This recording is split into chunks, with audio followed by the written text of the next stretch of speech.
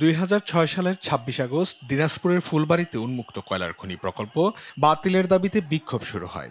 এ সময় তৎকালীন বিডিআরের গুলিতে 3 জন নিহত হয় এবং আহত হয় অনেকেই। আন্দোলনের পর ফুলবাড়ীবাসীর সঙ্গে সরকারের মধ্যে 6 দফা চুক্তি হলেও 19 বছর পরও তা বাস্তবায়িত হয়নি।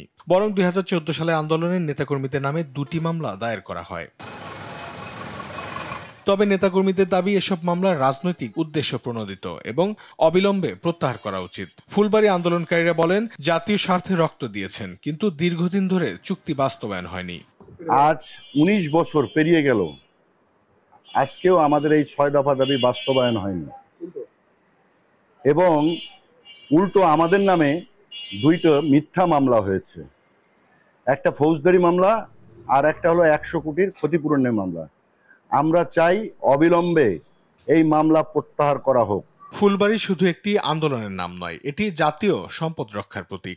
আমরা প্রত্যাশা করব বাংলাদেশে যে নির্বাচিত সরকার আসবে তারা ফুলবাড়ীর 6 দফা চুক্তির পূর্ণ বাস্তবায়ন করবেন।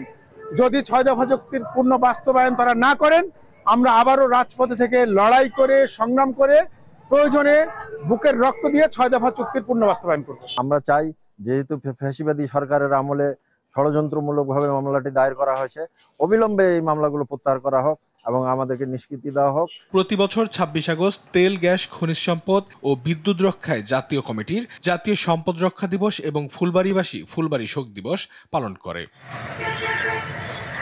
অঙ্কন চৌধুরী, নিউজ ডেস্ক, দেশ টিভি।